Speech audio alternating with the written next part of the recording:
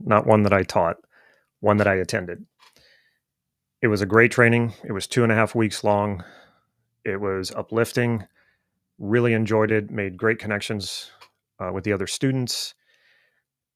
What I knew after that training was that NLP was going to be a part of the rest of my life. I didn't know how exactly. I didn't know that I was going to become an NLP coach and an NLP teacher, but I just knew that there was something about NLP. It was kind of like a calling, but this was it. And it was going to be a part of my life. The other thing that I also knew is that I did not know NLP. Most of the people who received their certificate after that first training all my fellow students felt like now they knew NLP and they didn't have to do anything else. I knew differently. I had been through other types of training for other completely different things, but what I knew is that you don't just go to a training for 2.5 weeks and suddenly you're a master, or you just get a certificate and then you come back the next year and you do your master practitioner training and then suddenly you're a master. I knew that the journey had really begun after that first training. And I didn't have a roadmap to how I was going to master NLP, but what I did have was determination that I was going to figure it out. And like so many other things in my life, whenever something doesn't exist that I wish existed, then I go out and create it. And sometimes that can turn into a business, so that can turn into a product. And I'll talk a little bit about that as I go. So the truth is that there isn't really any secrets to this. What I'm going to show you, you sort of already know. I'm just going to help organize it for you and put it into something more concise for you to follow. And ultimately, what you have to do in order to really master NLP is not just do it when you're at a training, not just do it when you're in the classroom, so to speak, not just do it when you're practicing with others. The world needs to become your NLP classroom. And that's when things change. That's when you start stepping into mastery. That's when NLP really becomes you. It's not something you do, it's something you are, something you live. So I got some slides here for you. And we've been hearing from people that wondering if they can get the slides when I use slides on this. Yes, you can. If you look in the description of this video and you want these slides, you can get these slides for free. You'll see the link in the description of this video. What I would say is do that later. Follow along with me right now. And then go back and download those slides and use these slides as a sort of a success path for you to master NLP. But for right now, just be present, follow along, and you might be thinking of questions, and that's okay. Hold on to them. I'll circle back around and answer them. All right, so let's talk about mastering NLP. And what it's going to take a little bit of too is giving you some historical context. And some of you might be going, well, I kind of already know that. I'm sure you do. But let's put it all together. Historical context is important. Neuro Linguistic Programming is a powerful approach to communication, personal development, and transformation that examines the connection between neurological processes, language, and behavioral patterns. First, we'll cover the essence of NLP, its historical context, key concepts, benefits, and some common misconceptions. Then we're going to get into the quickest way to master it. So what is it? Neurolinguistic programming, also known as NLP, is a methodology that studies how people think, communicate, and behave. It encompasses understanding the structure of experience to change behavior, improve communication, more specifically, improve communication effectiveness, and overall to get what you want out of life. I think people lose track of that. That really what you want NLP to do is to help you get more out of life, what you want. Yes, it's good to have these great communication skills and be able to influence people, but if you're not actually feeling fulfilled and satisfied with what you're doing, it doesn't matter how good you become at some of these skills, then they're not really serving you. The ultimate goal here is to get what you want out of life. NLP was developed in the 1970s by Richard Bandler and John Grinder, who modeled the successful techniques of renowned therapists. Their work aimed to understand and replicate the patterns of excellence observed in effective communicators and agents of change, leading to the establishment of NLP as a distinct field. NLP revolves around several key concepts, such as representational systems, the structure of your experiences rather than the content of your experiences, and your map of reality instead of the territory. Now, I could do entire tutorials on all of this, and I'm going to show you where you can find all of this information. What does it really mean to put structure over content?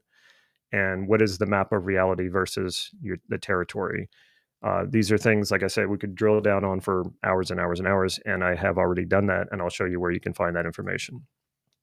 These aspects of NLP help you understand how you create meaning so that you can create the kind of meaningful experiences you want. Meaningful experiences create a meaningful life. And again, this is what I'm saying is to keep that in mind. I think people really lose their way when they're trying to learn NLP, and they forget that this is what we're ultimately after. We want to create meaningful experiences in our life. And when I say meaningful, I'm not talking about meaningful according to anyone else. Meaningful according to you. What does it for you? What is meaningful to you? And that is part of the journey of NLP, is understanding that, because most people don't. Most people have no clue what really creates a meaningful experience for them. If you don't understand that, it's very difficult to create those experiences. And really, it's the combination of those experiences continuously happening in your life that creates a meaningful life. If you don't know how to create that meaningful experience, that building block, chances are you don't know how to create that meaningful life. And that means you're just approaching it haphazardly. In other words, when you master NLP, you crack the code on how you're creating your reality, which means you can change it. You can create the reality you want. Now, gets kind of controversial because, and I've been questioned about this a lot. It's one of the criticisms about NLP is that, oh, if you go learn NLP, then you get into this idea that you can just sort of make up your reality. And trust me, I've met many students over the years of being a student in NLP and also being a teacher. There are people who really do think that as well. And that is not what it's really about. It's not creating some alternate reality that doesn't match up to any sort of accuracy to what we would think of as objective reality. That is not it. Again, it goes back to what I was saying about creating meaningful experiences. You can have an experience and it's not very meaningful to you. You can take that same experience, and by restructuring it, it can become very meaningful to you. That's what I mean by changing your reality. So instead of having these experiences where maybe it feels boring and you live a boring life, or according to you, not to me or to anyone else, what if you want to change that? Well, you don't actually have to change that much about your life. You just change the structure of how you're experiencing it. That will change your sense of reality, the meaning you apply to it. And then what it does is it actually, you naturally gravitate to more and more meaningful experiences. NLP empowers you to enhance communication skills. And why this is important is that and you'll see studies about this, the most common aspect of any person's personality who is successful, and you can define success in any way that you want. That could be successful with money, successful in business, successful in relationships, successful in just living a fulfilling life.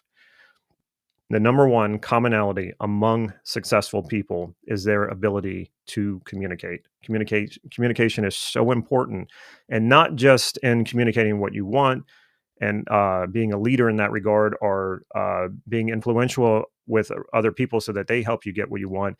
When you're able to communicate what you want clearly, that helps you. That helps you find it. The more clarity you have about what you want, the more you gravitate to it. And part of getting clear about it is being able to communicate it.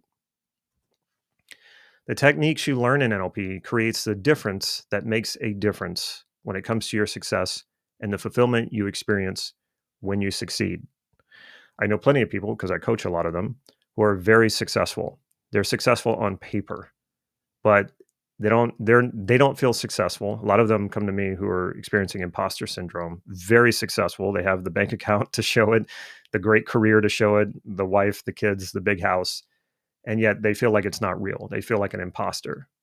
So you can have success, and you can have what looks like success, even on your own terms. You could have written this out as a goal, or you could have been a vision board. And then you step into it and you go, but it's not fulfilling. So to me, that's not real success. And NLP can uncover why this is happening for you. When you understand your values, when you understand a lot of these processes, these cognitive processes that you're creating, all it takes is restructuring these things to find greater and greater fulfillment. So a few misconceptions, and I don't want to spend too much time on this because I have spent videos going on and on about this, and actually it doesn't seem like too many people care that much about it. I think if you're watching my videos, it's because you already want to learn NLP. You're not there to question NLP, and but I've actually invited a lot of debate around this, and there's not many takers. But anyway, so some common misconceptions about NLP include the belief that it is merely about manipulation or that it lacks scientific backing. It's not about manipulation. Of course, you can use it for that. Anything that is effective and powerful can be used for negative things. And I just did a video with Jason Fladley about manipulation. If you have an interest in that area or you want to understand it better, definitely check out that video.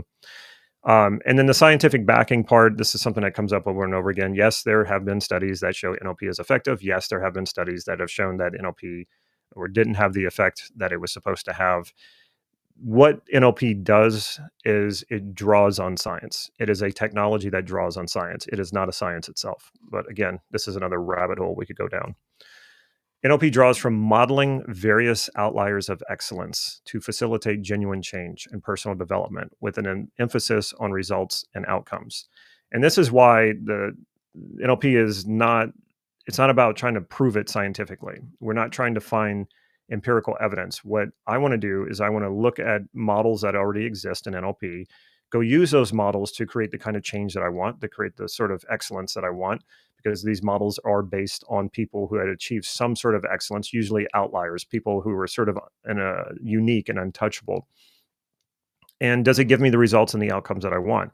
Yes or no? If no, then I move on to something else. I don't need to go and wait for science to empirically back it up. I can go and test these things for myself. And this is part of the learning process with NLP. You test things, you go and try them out, you experiment. This is super important when learning NLP. NLP is not the technology of making you feel better about your problems.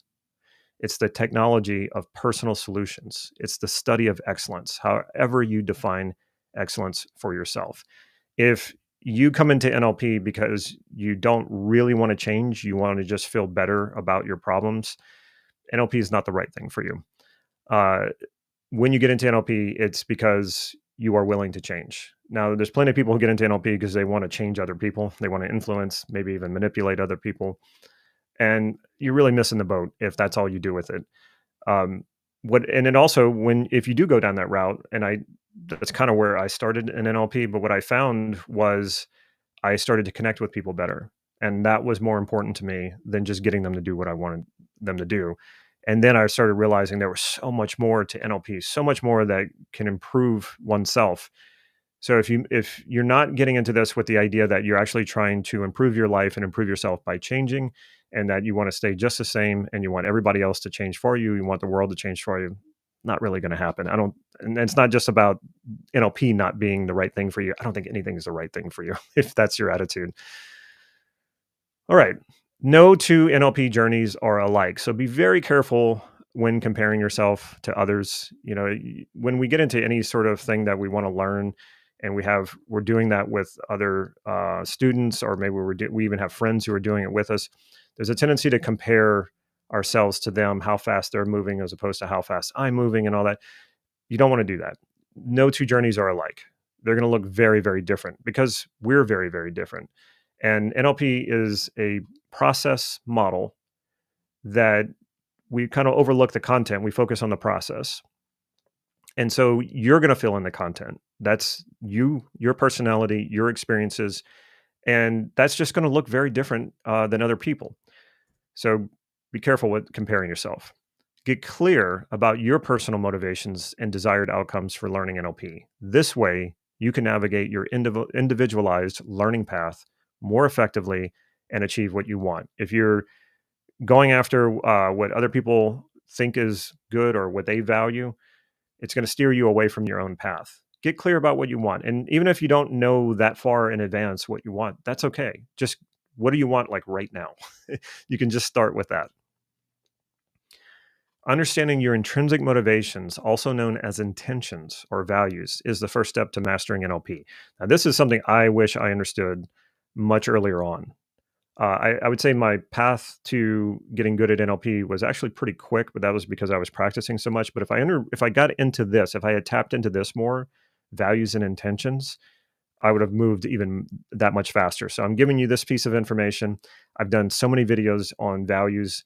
The more you can understand this, it's not even just about getting good at NLP. The more you're going to live a very satisfying and fulfilling life, because that's your values hold the clues to what that takes to create that fulfilling life for you. Reflect on what drives you, be it career advancement, personal development, or improved relationships, as this awareness will guide your learning and practice effectively. Defining specific outcomes is essential to measure progress in NLP. Do this within the clarity of the values you want to fulfill through achieving these outcomes. So don't just have outcomes floating out there, and don't just have, values floating out there. You want to find the outcomes that you believe are going to fulfill those values. And when you line these up, this becomes very powerful, and it will guide the way that you learn.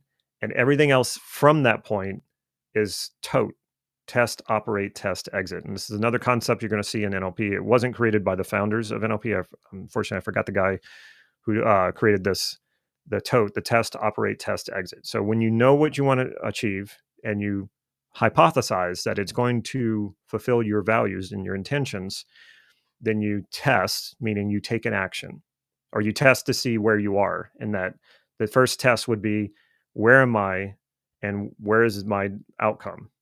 Knowing where you're starting and where's the finish line. That would be the first test. And then to operate means to take some sort of action toward that outcome. You take the action and then you test again.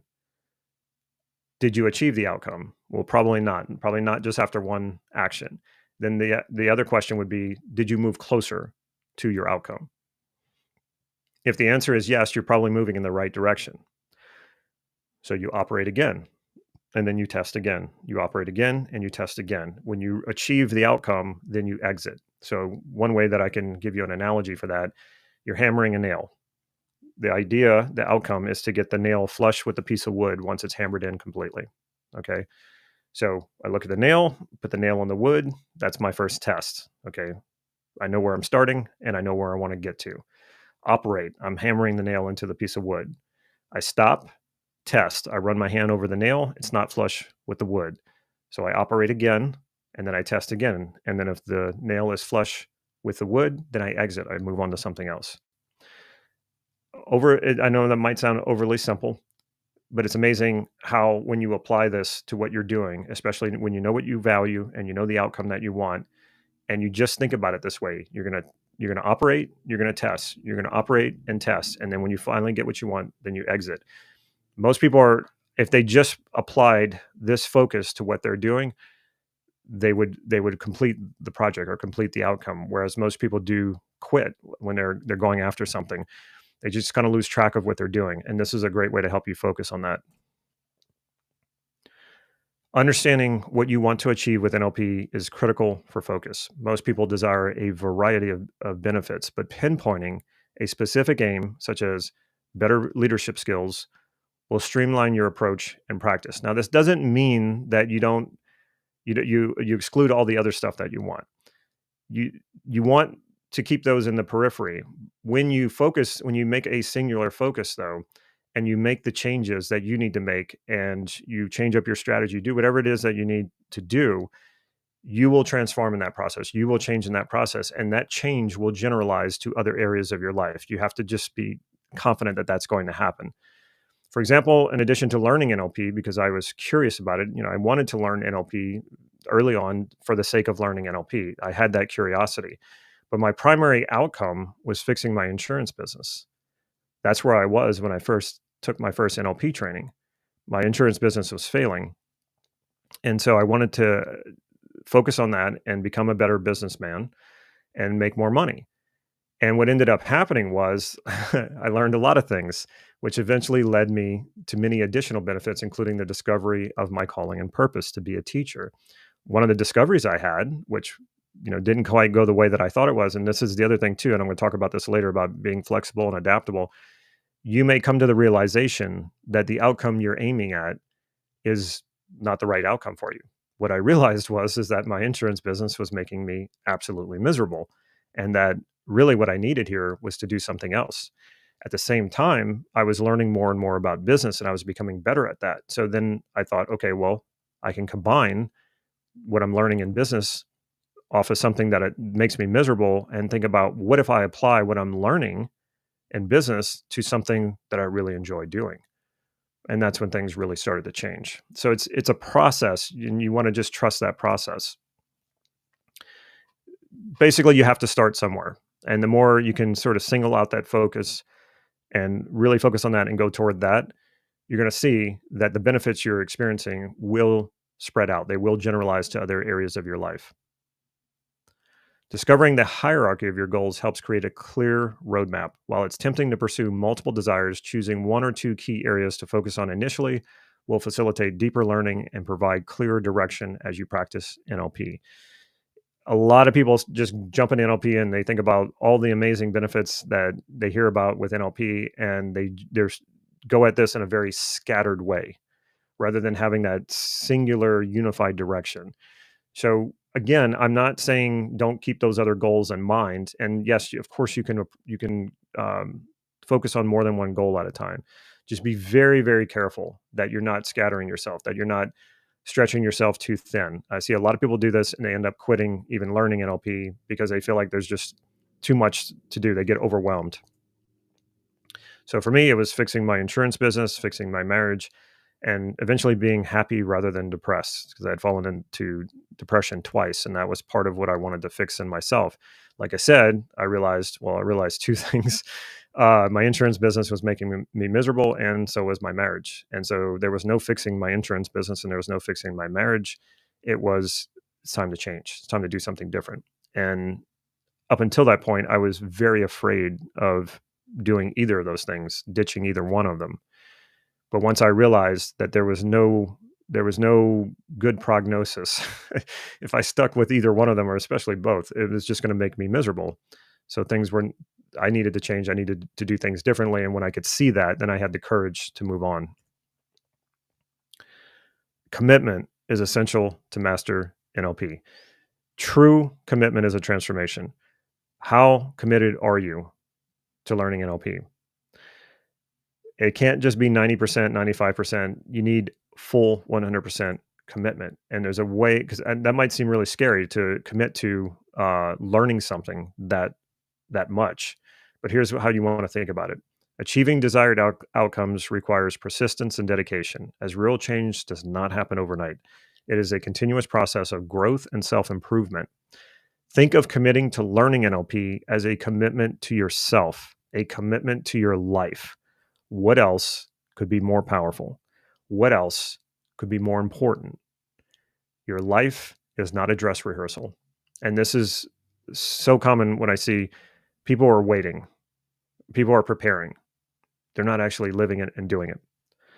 Take on learning NLP as part of a commitment to yourself to live the best life that you possibly can, to maximize your potential. Then NLP becomes just something you're learning as part of a bigger vision. And that makes it a lot easier, rather than looking at NLP as this huge mountain you got to climb. No, the mountain you're going to climb is creating the best possible life that you can have. And NLP provides the tools for you to get to the top of that mountain. Navigating the path to mastering NLP involves confronting various challenges like inner resistance and inner conflicts. In NLP, we don't push this away. We don't try to bulldoze over resistance with willpower and self-discipline. Instead, we integrate these parts, which makes you more whole. You hear a lot of people, even NLP teachers, some really famous, who are all about this willpower and this self-discipline. This will destroy you. It nearly destroyed me. Every part of you is valid. So if you feel resistant parts, objecting parts, parts of you who that wants to procrastinate rather than study NLP and practice NLP, you don't want to push that away. You want to welcome that part, find its positive intention, and incorporate it, integrate it. If you're fighting yourself every step of the way, you're going to probably eventually quit. And if you don't quit and you do get to the top of the mountain, so to speak, it's not going to be very fulfilling because you had to basically just defeat part of yourself to do it. That doesn't work very well. Understanding personal challenges is vital for growth. Many practitioners face a lack of clarity of their desired outcomes from NLP. Without clarity about your outcomes, all you're left with is the pain of your challenges. So many people, when they go to solve a problem, they're only focused on the problem. They're not focused on solving the problem in the context of what is it they want to achieve? And then beyond that, what is that achievement going to fulfill for them? What is the value in that? I think it was Einstein who said, you can't solve a problem at the same level in which the problem is being created. So you need to expand around that. Identifying these pain points in the context of your desired outcomes is not a setback. It's an opportunity. When you encounter these challenges, instead of thinking, oh, this is derailing my progress, no, this is part of your progress. This is, this is part of doing it. This is the challenges are actual real opportunities. If you just suddenly, become an NLP master without having to had overcoming any challenges, I would really question if you're an NLP master. NLP is a big part of it is overcoming these challenges. How well can you overcome these challenges? Well, you're going to get better at overcoming these challenges the more you overcome challenges. There's just no other way about it. Remember that uncertainty is part of learning and mastering anything. I think this is something that really stops a lot of people. They just because they can't see the step in front of them, they don't take the step. And it's like you have to have some trust here. As long as the step you're taking, as long as the thing that you're doing, the action you're taking is not life-threatening and it won't wipe out your bank account, go ahead and take that step. It's a little scary, but go for it. You will feel overwhelmed by the vastness of the technology of NLP. It's huge. There's a lot to learn. So establishing a structured learning plan and prioritizing key concepts can reduce anxiety and enhance clarity. When you lack confidence and clarity, allow your commitment and determination to take over. This is so important. There will be times where you won't feel very confident. There'll be times when you won't feel very confident about something you thought you knew, something you felt certain about. It's just how this happens. And there will be times where you won't be very clear about what's in front of you. Maybe you won't be very clear about what you want. And when this happens, that's when you allow your commitment and your determination to take over. Where do you want to go? You've already set the direction. You've committed to it. Follow through with that. The confidence will come and the clarity will also come. Having a network for practice is crucial. Collaboration with peers encourages skill, application, and feedback essential for mastering NLP. This one I kind of stumbled across accidentally. Before I even took my first NLP training, I was trying to learn NLP from books, which if you've ever tried that, you know how difficult that is, difficult to impossible. So I went ahead and just started an NLP practice group and people started showing up. And so now I could practice the techniques that I was learning in the books with actual people. And then people who were already trained in NLP started showing up. And so we all started collaborating. We all started practicing. This was actually the beginning of my business. So I called it NLP Gym. And then when I started my YouTube channel, that was the original name of it. So this sort of collaborative group eventually became the business that I now have because eventually I started getting better and better. And then I started teaching. So consider joining NLP groups or online forums to connect with like-minded individuals. What do I recommend? Well, pretty much everything that I'm teaching you here. And like I said before at the beginning, when something didn't exist, I created it.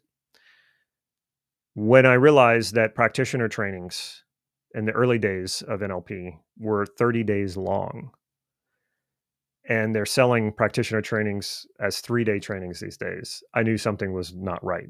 Even the first practitioner training that I took, 2.5 weeks long, it was in person. And still, I knew something was missing. So what I've created is an online practitioner training that is based on a 24-day training from, it was the training that Steve and Connie Ray Andreas created, their practitioner training. Steve Andreas, if you don't know, was my mentor. He's now passed on. And when I saw their training, I realized that they really put everything in it, everything possible in it. And so I realized that this, I didn't see this anywhere. I didn't see a 24-day NLP training existing anywhere. So I wanted to create it. So I took their training manual with their blessing, of course, and I taught it live, but I also turned it into an online training. And with this online training, you do get this community. You get a community of people just like you who are practicing. You have coaches in there, you have mentors, you have people who I've personally trained in that group. And if you go to the description of this video, you will see that. You will see the link for that. So go ahead and check it out. We made it ridiculously inexpensive. It's basically you can get access to it for the cost of a few NLP books. So if you're looking for all of the stuff that I'm talking about here, we've put it all together for you. And we've created this environment. We've created this community along with the training. The extensive technology of NLP can lead to information saturation. You might already be there. You might already be realizing, oh my God, there's so much stuff. There's this, there's that. Where do I go? Focusing on a few foundational models at a time, like the meta model and Milton model, and applying NLP techniques consistently can prevent becoming overwhelmed and promote effective learning. These models are very important. A lot of times people just gloss over them, especially the meta model. The meta model is one of the most important ones. It was the first NLP model ever created, even before NLP had the name NLP. And it really holds the keys to the entirety of NLP. It's a language model though. And I think that turns off a lot of people, which is so unfortunate because when you really go deep with the meta model and you really learn it, you see that it's really the DNA of what NLP is. Not only that, it's the DNA of how you create your experiences. So you want to focus on a more holistic approach, focus on learning models in NLP. Trusting the process relieves stress in the journey of NLP mastery. Stay the course as you learn and adapt. Accept that it will be difficult and frustrating at times. So I didn't even have the tools that I'm providing you here. When I first started on YouTube, even there wasn't that much NLP out there. So I had to find my way in the dark. And if I could find my way in the dark and then create these tools and then hand them to you, trust me, you have a lot easier path in front of you than what I had. And I love that. Like I'm happy to do that. Like this is part of my calling as being a teacher. When I learn something, I want to get that what I've learned. I want to teach that to as many people who will value it, as many people who will find it useful and be able to solve problems and relieve their stress and frustration. So I as much as possible have created the process that you can just follow and trust that process. Now, you don't have to do exactly everything that I say, of course. You might find that other ways work better for you. Just trust that if you're focused, you know where you want to go, and you're practicing consistently, it will happen for you. Recognize your progress and embrace the learning curve as part of your development. Discomfort is often a symptom of growth and development. So, anytime you experience discomfort while you're learning and while you're training, that's a sign that you're probably doing it right. Don't pull away from that. A lot of people do. So, I mean, there can be discomfort where things are just uncomfortable and then are unhealthy or toxic. Of course, you want to get away from that. But in your learning and development, discomfort is often a symptom of that. Not always, but often a symptom of that. And really remember to recognize your progress. That was something I kind of tortured myself or punished myself with. It was like not allowing myself to acknowledge my progress to try to drive me forward. And that actually didn't work that well. Acknowledging progress feels great. Progress is motivating. So make sure you're acknowledging your progress as you go, and that will continue to motivate you. Mastering NLP requires a strategic approach that focuses on essential outcomes while integrating techniques seamlessly into everyday life. By committing to consistent practice and viewing mistakes as learning opportunities, you can cultivate a strong foundation in neurolinguistic programming. Eventually, NLP becomes part of you. It's just like a language. Language, when you first heard your native language when you were a baby, it just sounded like a bunch of sounds, weird sounds. You didn't know that that was communication, or that it had such strong connections and precise communication. And then a few years later, you're doing that naturally. You're not even thinking about it. It's quite intuitive. It just happens. It flows. NLP is the same. It will happen for you that way if you stay consistent with it.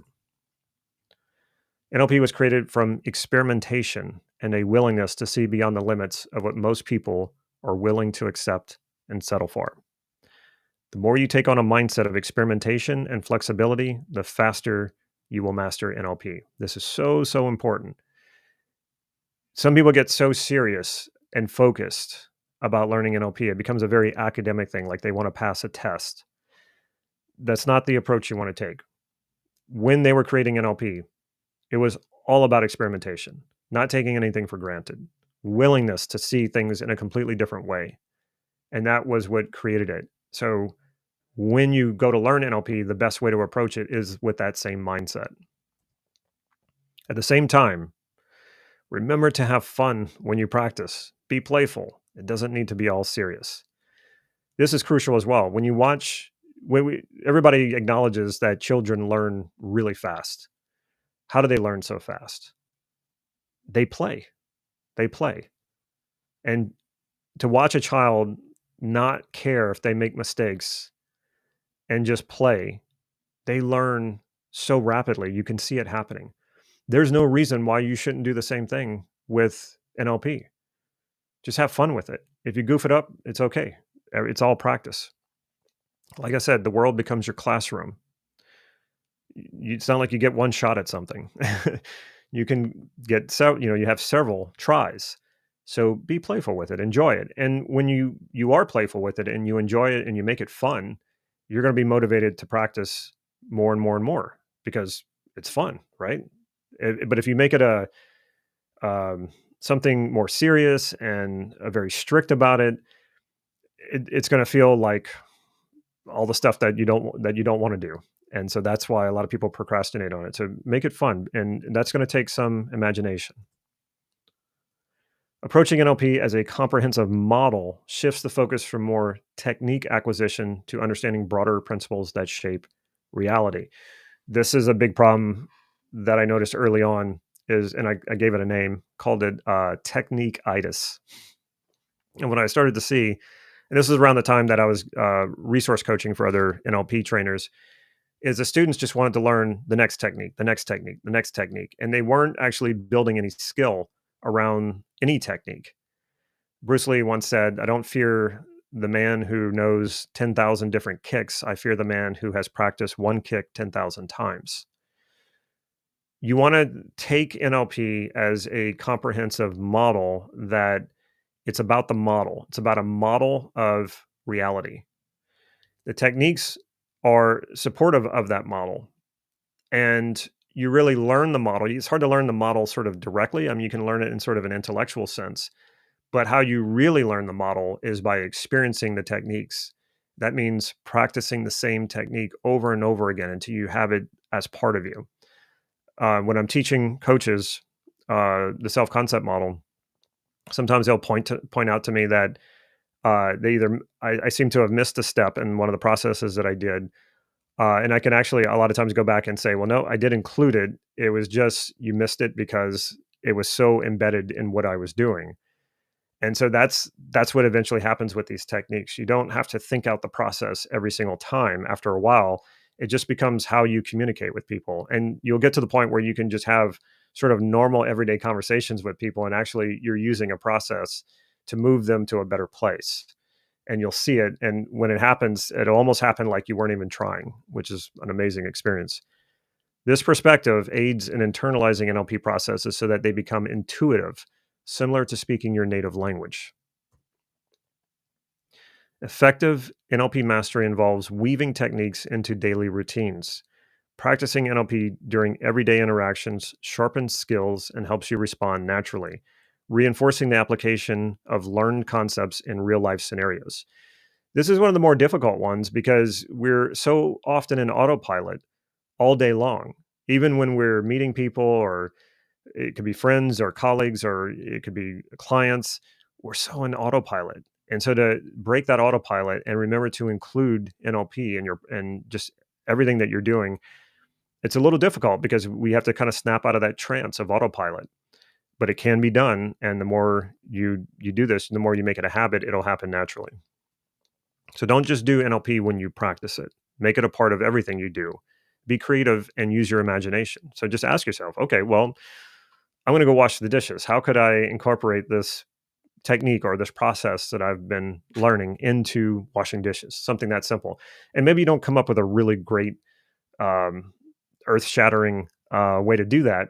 That's not the point. The point is to ask yourself that question, to put your mind there, to put your focus there. What are the possible ways that you could weave an NLP into everything that you do?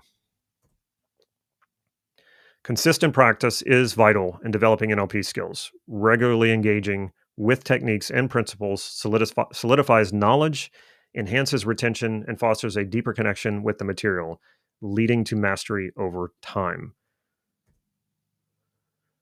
Mistakes are invaluable in the learning process of NLP. Viewing errors as chances for growth encourages experimentation and resilience, enabling you to refine your skills while supporting a more flexible learning journey.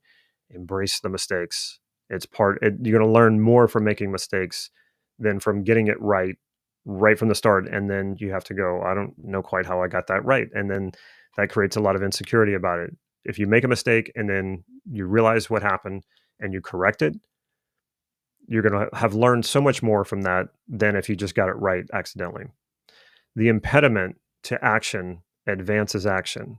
What stands in the way becomes the way. And that's Marcus Aurelius, one of the emperors of Rome, who was the first Stoic Roman emperor. This is so important. The obstacle becomes the way. It's not like, oh, I've been derailed. That is the way. Being a part of an ongoing, robust support network is a missing piece to the journey of mastering NLP for most people. I think this is one of the reasons why most people quit before they really learn NLP. Mentors, communities, and an organizational structure provide guidance, encouragement, and connection, transforming your learning journey into a collaborative experience. I assure you, if you're trying to learn NLP and you don't have this sense of community and support, like you're learning NLP as a collaborative experience, it just makes things unnecessarily difficult and lonely. And it's not necessary. This is available to you. Mentors and coaches help you gain insights and feedback on your NLP journey. Their experience can help clarify your goals, offer tailored strategies, and hold you accountable, enhancing personal growth rapidly. Participating in NLP communities also creates connections with practitioners who are at your level. You get access to more opportunities to practice and with a diversity of personalities. I do recommend having a practice partner who you practice with weekly, like a same practice partner, because it's good to have something that you just know, there's someone there, you're going to show up, they're going to show up, and it's going to happen. At the same time, you don't want to get stuck practicing with only one person because we're all different. We're all individuals. There are so many different personalities out there, and you want to experience NLP working with different personalities. These shared experiences with people on the same level as you, combined with teachers and mentors who are further along on the journey, makes you feel supported and motivated to continue your journey to mastery. Can't tell you how inspiring it is when you see someone who's ahead of you, who's also supporting you and giving you nuggets of wisdom while you're also practicing with people who are on your level. It just creates it's the full picture. Sharing insights, discussing challenges, and exchanging feedback creates a collaborative journey rather than a lonely journey. I can't emphasize that enough. There is no reason to be a lone wolf while you do this. I used to sort of consider myself a lone wolf and sort of pride myself on that. And I just realized that never did me any good.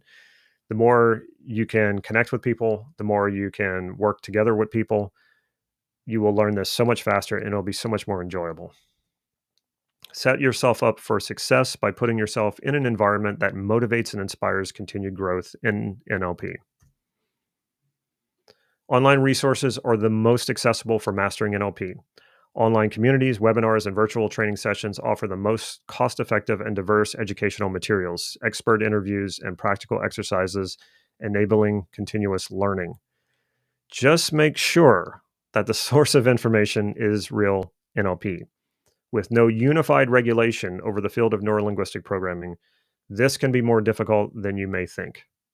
Just because a training is called NLP does not mean that it actually is. I've been to so many conferences where people were selling their NLP training. And so they do this presentation, and it's more of a sales pitch. And the whole time I'm sitting there thinking to myself, okay, these people don't actually know what real NLP is. They went through some program, they got a certification, which is dubious. And they think because I have this certification, that entitles me to be able to teach, turn this into a business, make money off of it. And they're not curious even about the origins of NLP and what it really is. They just basically regurgitate and parrot what their teacher said. And this doesn't really help people. This is not passing on NLP in a way that it was meant to be passed on. Also, a lot of teachers, they take a lot of liberties. Maybe they at one time had learned real NLP and became good at it. Then they started making up their own stuff, which doesn't really adhere to the NLP principles. Or they just started incorporating other types of very popular things like law of attraction or law of assumption to attract more students to them. And so the idea is, oh, I'm going to combine law of attraction with NLP, which really doesn't work. And so they put that together to get different segments, different demographics of students to show up to their trainings and so they can make more money. It's a business. There's nothing wrong with having an NLP business, obviously. There's nothing wrong with making money, obviously. But I have a commitment to the craft of NLP that is unwavering. I am not going to bend from that just to get more people in. I think the purity of NLP, if you really focus on what it actually is, this structure over content approach, you don't need that other stuff.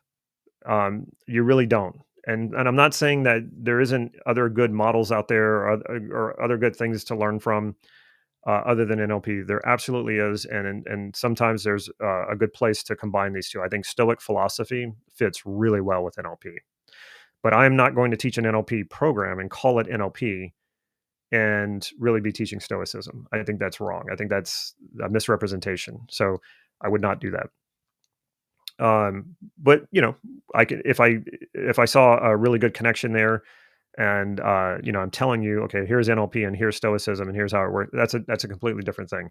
So again, feel free to practice other things. I'm not saying don't do that, but it's really important, if you want to get the most out of NLP, to know what NLP is and what it is not, so that when you come face to face with other trainers, other teachings, or even books, you know what it is, when it's real NLP and when it's not.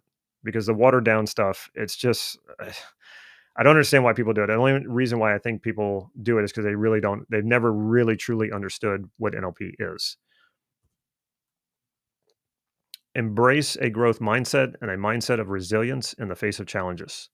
Combine that with a willingness to learn from failures and an ongoing commitment to personal and professional development, and you will pave the road to NLP mastery. So here's some bit of a checklist here. Things to remember. So acknowledge the roadblocks. Do not pretend like they're not there. So many people try to do this. They were like, oh, I'm just going to block that out because it's going to be in the way of me continuing to learn. And if I acknowledge the roadblock, it's going to derail me. No. Again, the obstacle is the way. Going through the roadblock, managing the roadblock, that is part of what NLP is all about. And that makes you better and better at it. Revisit the basics. I took the practitioner training, which is like the first level training, 3 times with 3 different teachers. And people were like, well, why are you doing that, Damon? You already have a certificate. I didn't care about the certificate. I wanted to learn, and I wanted to have a sense of multidimensional understanding of NLP. And I thought the only way I'm really going to get that is by going to different teachers. And it worked.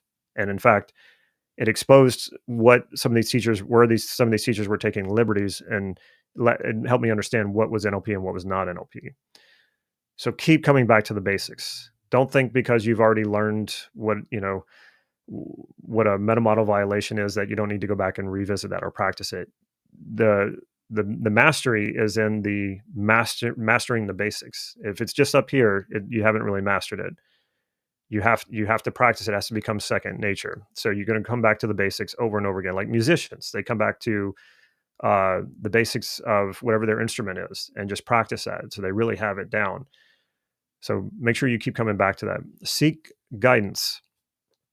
There was a kind of a dark period or a plateau that I went through where I had been to a lot of NLP trainings, and the teachers, they seemed enthusiastic or happy for me because I was so enthusiastic, but nobody was really putting out there to mentor me. And I would ask them a lot of questions and they would answer it while we were at the training. But like between trainings, if I wasn't paying them, they weren't giving me much guidance. And I got really lucky when I ran into Steve Andreas, and he was retired at the time, and he offered to help me. And I was like, oh man, this guy has no idea what he just signed up for. But anyway, that guidance was so crucial to my journey. So make sure that you're seeking guidance. You don't have to do this all by yourself. You don't have to guess your way through this. There's plenty of guidance out there. Practically apply and experiment.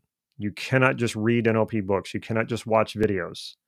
You have to take these processes, you have to apply them, do it over and over again, and vary them up. Experiment, try new ways of doing it. Reflect and adapt. I journal. I love journaling. I think that has been a practice in my life that has done so much for me.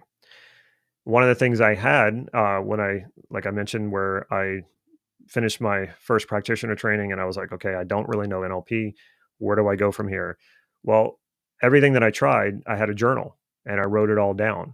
And so I was able to reflect back on the things that I was trying. And some days I would write in that journal, nothing happened. I tried this process. I did it with several people. Some people knew I was doing it and some people didn't know I was doing it, and I got nothing out of it. Sometimes that was my journal. So okay, I could reflect on that. And then what do I do now? What do I do differently now that I understand that? And that's where you start adapting.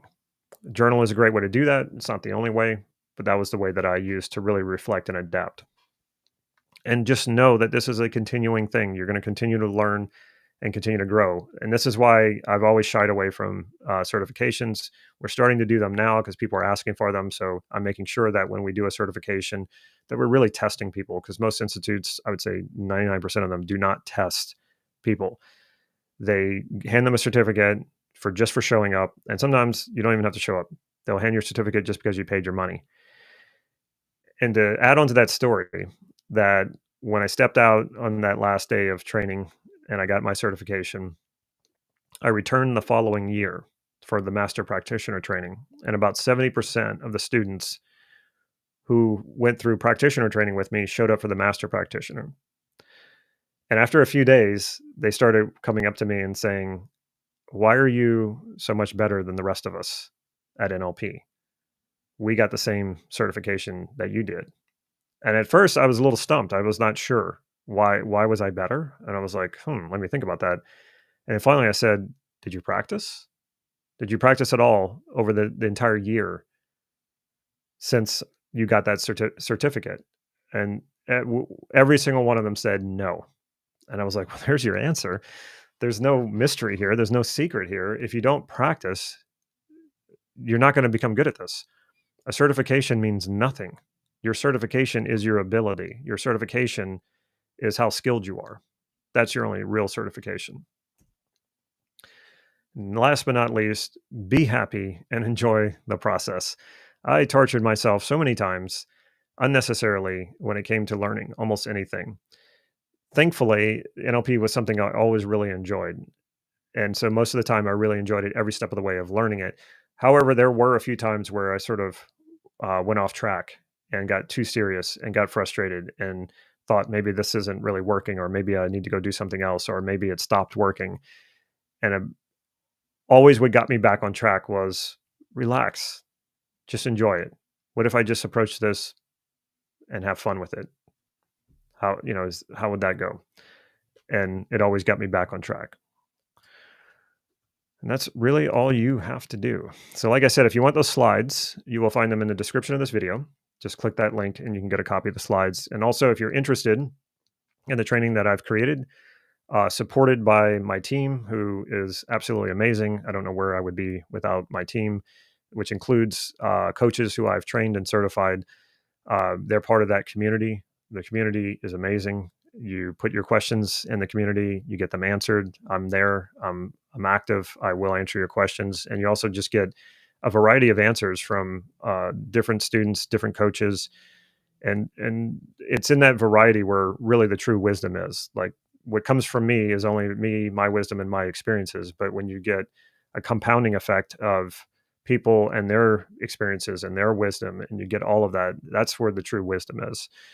So check out that program. If you're serious about learning NLP, it's an incredible first place to start. I mean, you could spend years in that program that we've created because there's so much in it. Like I said, it's based on a 24-day training. If you're thinking about doing an NLP training and you go, oh, okay, yeah, that's a 24-day training. That's kind of long. But over here, there's this 3-day training. Well, I can go get a certificate for, 3 days of training. Ask yourself seriously, is that a really good use of your time and money?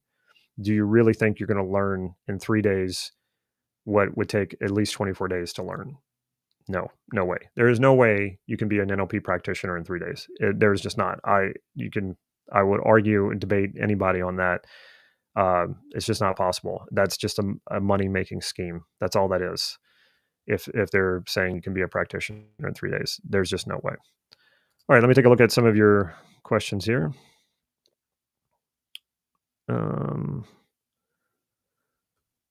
Clear eyes. Okay, looks good. Need to find a way to work through the material with people in person. Can't learn jiu-jitsu over the internet. Yes, you cannot learn jiu-jitsu over the internet. NLP is the same way. Uh,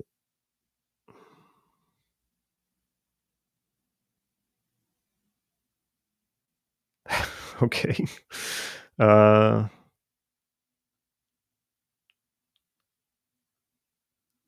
yeah, somebody says definitely feel scattered with the vague improve myself goal. Yeah, it's not really a goal. It's like you got to, well, what would that mean to improve yourself? Like that's where you want to that's what you want to get clear about.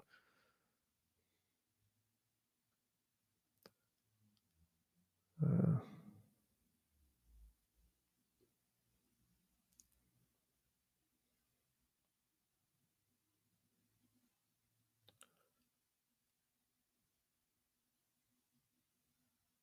okay, I see a lot of great comments.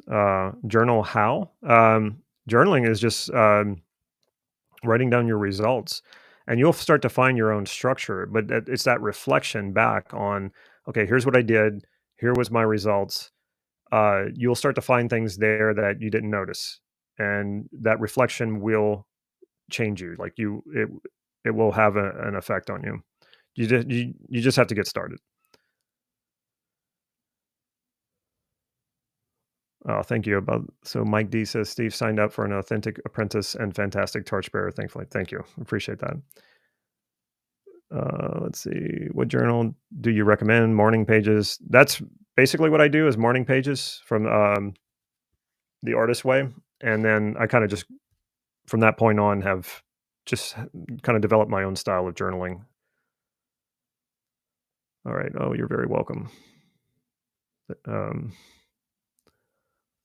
all sounds good. What was the disagreement between Michael Hall, PhD, and Steve Andreas? Hall says that Andreas just calling his discovered and branded as scope and category instead of metastates. There were a few disagreements between Michael Hall and Steve Andreas. Well, I can tell you one, and I agree with Steve on this one. So Michael Hall's metastates, it's his whole meta thing is to like add pieces, add more and more elements, and he thinks that's going up the logical levels. So if you say, okay, joy, and then you say, well, joyful practice, then Michael Hall would say that that's a higher logical level. And then you say joyful practice with glee. I don't know. Then Michael Hall would say that's even meta to the other two. And Steve would say, well, no, it's not, because you're getting more specific. So as you're getting more specific, you're actually going down the logical levels. Now, if you haven't really gotten into this, it might not make a lot of sense to you. But it does. It's really important, because I find with the meta states, and I like Michael Hall. I brought him in to teach here in Santa Cruz. I know him. He's a decent guy. I'm not trying to trash him or anything like that. But when you get into this meta, it becomes really impractical, and you just kind of get caught in your head. Whereas Steve's work, I believe, was more authentic to Gregory Bateson's theory of logical levels, which grounds it more and is based in categorization. This is a big subject to go into, but anyway, that was one of their disagreements. I'm sure there were a lot more, and you could go look them up. I think Steve posted a lot of his back and forth with him, because a lot of it was done by email. What you recommend for get rid of procrastination? I learned technique of Steve Andreas, and it was wonderful. Great. Ego's a real thing sometimes. Yeah. Okay. All right. Well, thank you for showing up. Glad you're here. If you want to work with us, sign up. It's the more the merrier. We're having a good time in the community, and I love watching people learn and take NLP and transform your lives doing this. I've done it for myself, and being able to help other people do it, it's just the best thing in the world. So I hope to see all of you there. All right, take care, everybody.